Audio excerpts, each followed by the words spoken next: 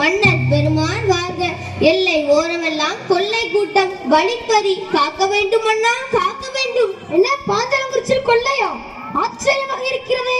இது என் நாட்டிற்கு ஏற்பட்டு அவமானமாக கருதுகிறேன். மன்னா, தாங்கள் வரிகட்டம் வருவதால் ஊரை கொள்ளையடித்து குழப்பத்தை உண்டாக்க கலெக்டர் துறை ஏற்படுத்திய திட்டம் போல் தெரிகிறது. அப்படியா? நான் இப்போதே புறப்படுகிறேன். காட்சி 2. இடம் ஜாக்சன் துறை அலுவலகம். பாத்திரங்கள் ஜாக்சன் துறை, கட்டபொம்மன், காவலாளிகள்.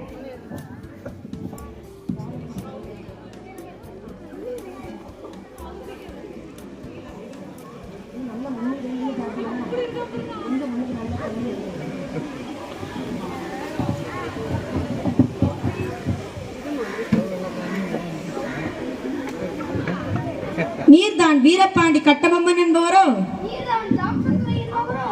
ஏதே வெகு தூரம் வந்து விட்டீர். நட்பு விரும்பி அழைத்ததாக அறிகிறேன். அதே விரும்பி நானும் வந்துள்ளேன். நட்பு வேண்டும், ஆனால் அதற்கேற்ற நடத்தை இல்லை உம்மிடம். கற்றுக் கொடுக்கும் இனம் தமிழினம். நீர் கற்றுக் கொடுக்க முயற்சிப்பது அறிவீனம். நவாப்பிடமிருந்து நாட்டு உரிமை பெற்றிருப்பது நாங்கள். நீயாக ஏன் பேட்டி காண வரவில்லை? பேட்டி கொடுப்பவர்கள் நாங்கள் இல்லாவிட்டால் நீ இந்த நாட்டிற்குள் நுழைந்திருக்க முடியாது.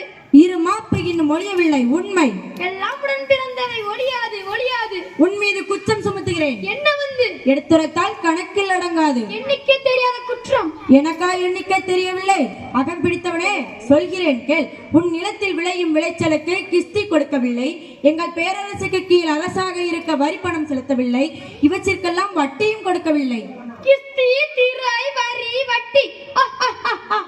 வானம் பொழிகிறது, பூமி விளைகிறது. உனக்கேன் கொடுப்பது கிஸ்தி?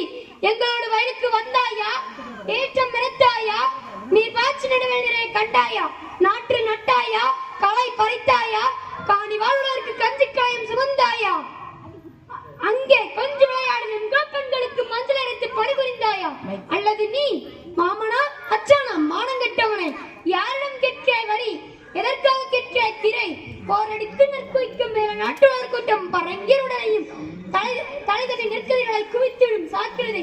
துடிக்கிறது மீசை, அதை அடக்கிற நட்பு நாடு ஒரு முறை தடுக்கிறது. என்ன மீசையும் முறுக்குகிறாயா?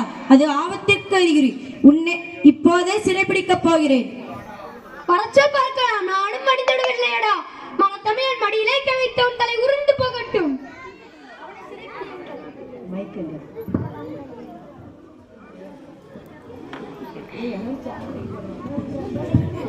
காட்சி 3. இடம் மேஜர் பானர்மேன் அலுவலகம். பாத்திரங்கள் மேஜர் பானர்மேன், கட்டபொம்மன், எட்டப்பன், காவலாளிகள்.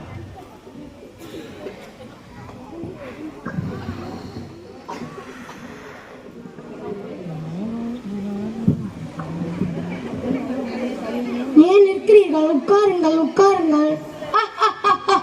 உயிருக்கு பாய்ந்தவர்களை உட்காருங்கள், உட்காருங்கள். அகம் அழியவில்லையா உனக்கு? உன்னை அழைத்திருந்தால் என் அகமும் அழிந்திருக்கும். அல்லது எட்டப்பனும் தொண்டைமானும் முன்னோடும் வராதிருந்தாலும் உனக்கு அகம் பிடித்திருக்காது. நல்லவர்களை திட்டாதே. இன்னும் ஏன் பயப்படுகிறாய்? உண்மையை கூறு. நாய்களை திட்டாதே என்று. மேஜர் அவர்களே, நன்றி உள்ள நாய் ஒன்றுதான், அதுவும் நமக்கு பெருமைதான். இருந்தாலும் அது சொல்ல இவனுக்கு என்ன உரிமை இருக்கிறது? அடக்கி ஆளும் உங்கள் சொல். அடிப்பட்ட அவனுக்கு என்ன உரிமை இருக்கிறது? சொல் பேசாதே. நாவை எடுத்து எறிந்துடுவேன். நீ என்னை காட்டிக் கொடுத்தால் நான் காட்டிக் கொடுக்கப்பட்டேன். ஆனால் நாம் இருவரும் இதே மண்ணில் பிறந்தவர்கள் தான். ஆனால் அவனோ நேற்று வந்தான், இன்று இருப்பான், நாளை போவான் என்ற இலக்கணத்துக்கு உட்பட்டவன். நீ கல்வன் தானே? ஆமா, உன்னை கொல்ல தவறிய கல்வன். எனக்கு பேச்சு வேண்டாம். நேர்மையான பதிலே தேவை. கம்பெனி யாரும் கட்டலே, நீ எதற்கு மீறினாய்? கம்பெனி என்பது வாங்கும் விற்கும் வந்த வர்த்தக நிறுவனம். அதில் அடங்க வேண்டிய பொருட்கள். கடைசியாக நாங்கள் வாங்க இருப்பது அரசு உரிமை. அவன் தான் ஆர்கட். அவன் உங்களை வாங்க இருக்கிறார். நடக்காது. நான் இருக்கும் வரை இது நடக்காது. இதற்கு பேச்சு என் கோபத்தை குத்துவதாகும். உணர்ச்சியுடன் தான் கோபம் வரும். உனக்கு வராதாக கூறுவது போய். எனக்கு மடக்கு, இருமாக்கு, ஏளனம் இத்தியாதி மிக மிக அதிகம். எல்லாம் உடன் பிறந்தவை. இவனை கொண்டு போய்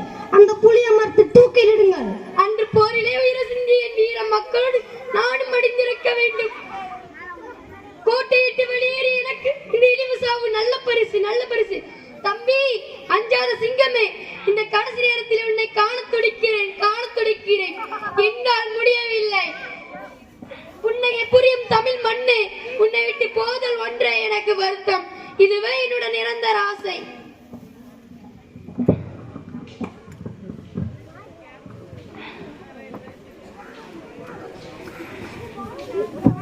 தூக்கு கயிற்றை முத்தமிட்டு தன் இன்னுயிரை போக்குகிறார் கட்டபொம்மன். நன்றி. நாடகத்தை நன்றா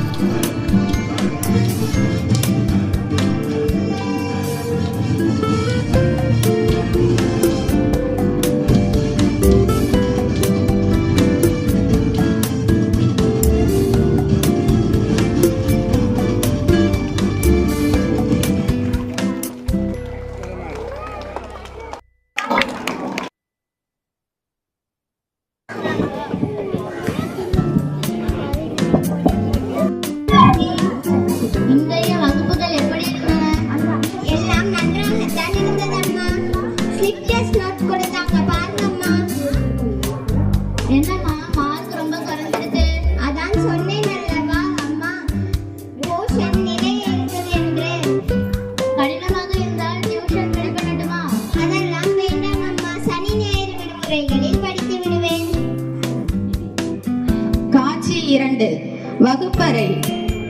ஆசிரியர் விடைத்தாள்களுடன் வகுப்பறைக்குள் நுழைகிறார்.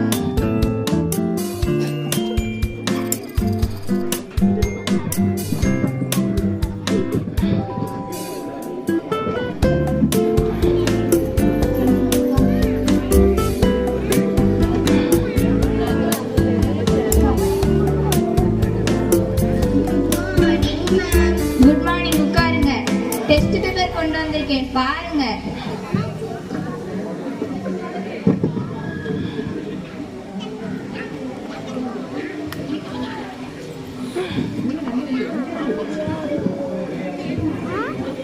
யாருமே நன்றாக எழுதவே இல்லை. அக்ஷயா மட்டும் என்னைய தனியா வந்து பார்.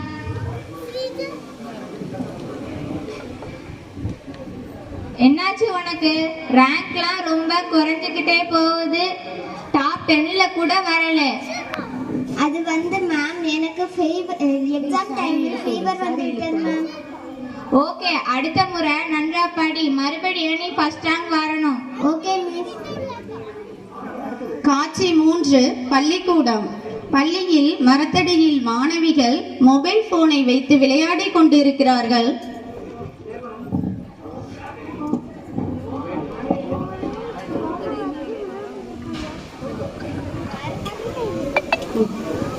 ஒரு வீடியோ காண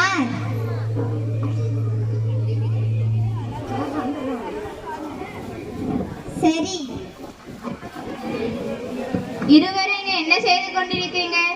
சும்மா தான் பேசிக் கொண்டிருக்கிறோம் மேம். இல்லை, உன் கையில் என்னதோ இருக்கு, அதை காட்டு. சாரி மேம், இன்றைக்கு பள்ளிக்கு போன் கொண்டு வந்து விட்டேன். இனி இவ்வாறு கொண்டு வர மாட்டேன் மேம். வர வர உன் நடவடிக்கை சரியில்லை. நாளைக்கு உன் அம்மாவை பள்ளிக்கு அழைத்து வா. சாரி மேம், போனே கொடுங்க மேம். நான் உன்னை அம்மா கிட்ட தான் கொடுப்பேன். நாளைக்கு அம்மாவை அழைத்து வா. சரி மேம். காட்சி 4 பள்ளியில் செய்த தவறை எண்ணி வாடியவாறு வீட்டிற்கு செல்லும் சிறுமி அக்ஷயா. ஏம்மா அக்ஷயா, உன் முகம் வாடி இருக்கிறது? அது ஒன்றுமில்லை அம்மா. அம்மா உங்களை நாளைக்கு பள்ளிக்கு வரும்படி மேம் அழைத்தார்கள். ஏன், ஏதாவது தவறுதல் நடந்ததா? அதெல்லாம் ஒன்றுமில்லை அம்மா. படிப்பு விஷயமாக உங்களிடம் உங்களை பார்க்க வேண்டும் என்று சொன்னார்கள். சரி, நாளை வருகிறேன். காட்சி 5 பள்ளிக்கூடம். ஆசிரியரை சந்திக்க மாணவியின் அம்மா பள்ளிக்கு செல்கிறார். நான் அக்ஷயாவின் அம்மா. நீங்கள் என்னை அழைத்தீர்கள் அம்மே. என் மகள் எவ்வாறு படிக்கிறாள்? படிப்பில் ஆர்வம் மிகவும் குறைந்து விட்டது. உங்கள் மகள் நண்பர்களுடன் சேர்ந்து பள்ளியில் மொபைல் போன் பயன்படுத்துகிறாள். இது உங்களுடைய மொபைல் போன் தானே? ஆமாம், இது என்னுடைய பழைய மொபைல் போன். எனக்கு தெரியாமல் எடுத்து வந்திருக்கிறாள். இனி நான் அவளை கவனித்துக் கொள்கிறேன்.